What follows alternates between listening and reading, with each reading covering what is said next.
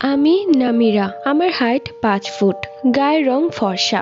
আর আমার চুলের কথা কি বলবো, যেই দেখতো সেই বলতো, ইস তোর মতো যদি আমার চুল হতো। মানে আমার চুলগুলো অনেক ঘন আর লম্বা, যার কারণে চুলের জন্য আমি অনেক প্রশংসা পেতাম। স্কুল লাইফ থেকে কলেজ লাইফ পর্যন্ত অনেক ছেলেই আমাকে বিরক্ত করত, কিন্তু আমি কখনোই কোনো ছেলের সাথে সম্পর্কে জড়াইনি। সবসময় মাথায় রেখেছিলাম আমার ফ্যামিলি আমাকে যেখানে বিয়ে দিবে আমি সেখানেই বিয়ে করব, অন্যথায় তাদের মান সম্মান খাবো না। বিয়ের প্রস্তাবের কথা কি বলবো, ক্লাস 9 থেকেই আমার বিয়ের প্রস্তাব আসতো, কিন্তু আমার মা বাবা বলতো আমার মেয়ে এখন অনেক ছোট, ও পড়ালেখা শেষ করুক তারপর ভাববো। দেখতে দেখতে এসএসসি পরীক্ষা দিলাম, এমনকি এইচএসসি পরীক্ষাটাও দিয়ে ফেললাম। আমি যখন অনার্স ফার্স্ট ইয়ারে উঠি তখন আমার জন্য একটি বিয়ের প্রস্তাব আসে। সে ছেলেটি ছিল প্রবাসী, আমাদের কাছে ছবি পাঠিয়েছিল, ছবিতে তাকে অনেক সুন্দর লাগছিল। আমার এক দেখায় তাকে খুব পছন্দ হয়ে গেল, আর আমার মা বাবারও খুব পছন্দ হয়ে গেল। ছেলেরা 2 ভাই 1 বোন। আমার যার সাথে বিয়ের কথা চলছে সে হচ্ছে পরিবারের মেজো ছেলে। তার বড় ভাই আছে, তিনি বিয়ে করেছেন, আর বোন ছোট,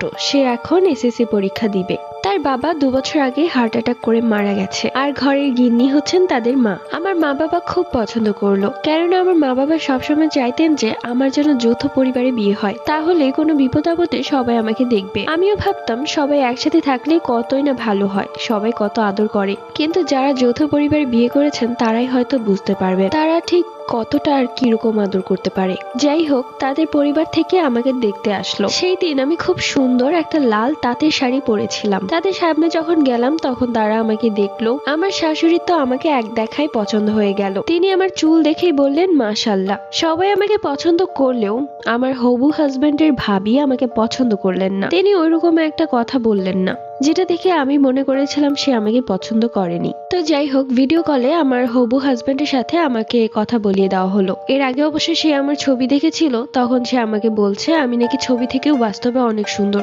এরপর তার সাথে আমার প্রায় কথা হতো, আমাদের মধ্যে ভালো একটা আন্ডারস্ট্যান্ডিং হয়। সে এবার ছুটিতে এসে বিয়ে করে রেখে যাবে। দেখতে দেখতে তার আসার সময় হয়ে গেল। এমনিতে আমার শাশুড়ি এবং ভাসুর প্রায় আমাদের বাড়িতে আসতেন, আমিও তাদের বাড়িতে যেতাম। তো আমার হাজবেন্ড চলে আসে। এরপর দেখতে দেখতে তার সাথে আমার বিয়েও হয়ে যায়। বিয়েতে সবাই খুশি থাকলেও তার ভাবি মোটেও খুশি ছিলেন না। আমার পরিবার থেকে আমাকে যা যা দিয়েছে সবকিছুতেই তিনি কেমন যেন করছিলেন। ইস, এগুলো কি কোনো জাতের হলো? আমার বিয়ের হারটা দেখেছেন মা, এখনো চকচক করছে। তখন আমার শাশুড়ি চোখ গরম করে তাকালেন বড় বউয়ের দিকে। তখন তিনি রাগ করলেন এবং তার রুমে চলে গেলেন। আমার শাশুড়ি আমাকে বোঝালেন, তুমি কিন্তু এখন থেকে এ বাড়ির বউ। এই বাড়িতে যেমন বড় বউয়ের অধিকার আছে, ঠিক তেমনি তোমারও অধিকার আছে সমান সমান। আমার কাছে কোনো ভেদাভেদ নেই, তাই কখনো তুমি নিজেকে ছোট ভেবো না। তোমাকে যদি কেউ কখনো ছোট করে কথা বলে তখন তুমি তাকে পাল্টে জবাব দিয়ে দিবে। শাশুড়ি মায়ের এই কথাটা আমার খুব ভালো লাগলো। পার্ট 2 লাগবে, কমেন্ট করে জানাও।